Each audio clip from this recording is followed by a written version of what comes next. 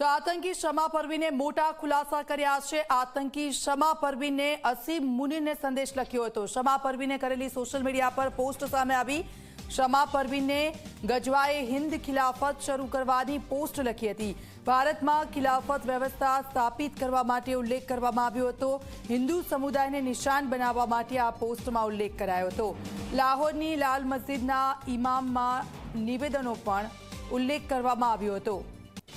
તો શમા પરવીને અનેક મોટા ખુલાસા કર્યા છે અને એક સંદેશો પણ તેણે લખ્યો હતો।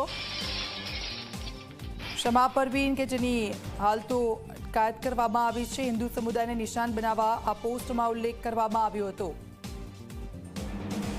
पर 800 साल हुकूमत करने वालों, ए शिर्क के अंधेरों में तौहीद की शमें जलाने वालों, अगर आज दुनिया भर का मुसलमान जाग रहा है तो तुम किस तरह सोए रह सकते हो?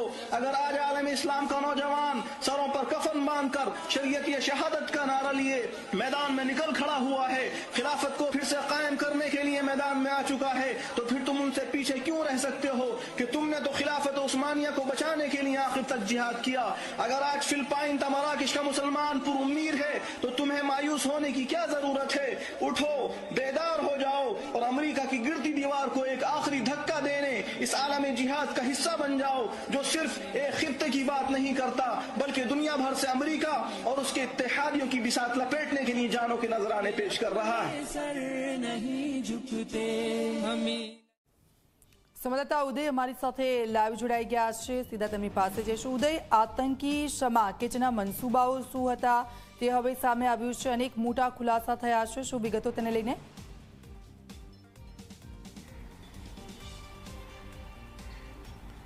दीक्षिता, जो बात કરવામાં આવે તો ગુજરાત એટીએસ દ્વારા જે છે શંકાસ્પદ કુલ 5 આતંકીઓ, જેમાં એક મહિલાનો પણ સમાવેશ થઈ રહ્યો છે, તેની ધરપકડ કરવામાં આવેલી હતી અને રિમાન્ડ ઉપર છે, જેની પૂછપરછ ચાલી રહી છે અને તપાસ ચાલી રહી છે। આ તપાસની અંદર ખુલાસો થયો છે આખે કે શમા જે પરવીન છે તેના સોશિયલ મીડિયાના એકાઉન્ટ ઉપરથી અમુક પ્રકારની પોસ્ટો અને વિડીયો જે છે મળી આવ્યા છે, જેની અંદર ભારતની અંદર ક્યાંક ને ક્યાંક લોકો અને અમુક ચોક્કસ સમુદાયના લોકોને પોતાની સાથે જોડવા માટેથી અને હિન્દુ સમુદાય ઉપર અને હિન્દુ સમુદાયના જે આગેવાનો છે એની ઉપર ક્યાંક ને ક્યાંક કોઈ પણ પ્રકારનું કૃત્ય કરવા માટે થોડું આખું પ્રેરણા જે છે આ વિડીયોમાં આપવામાં આવેલી છે।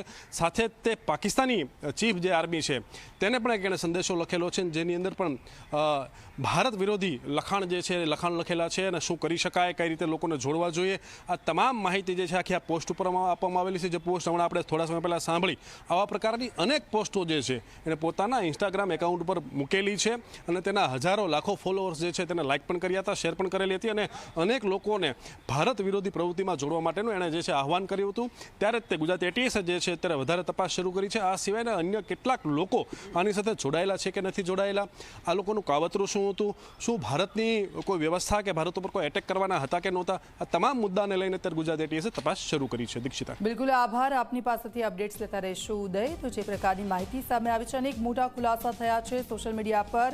ભારત વિરોધી જે રીતે પોસ્ટ કરવામાં આવી હતી, શમા પરવીને આ પોસ્ટ કરી હતી, સોશિયલ મીડિયાની આ પોસ્ટ સામે આવી છે।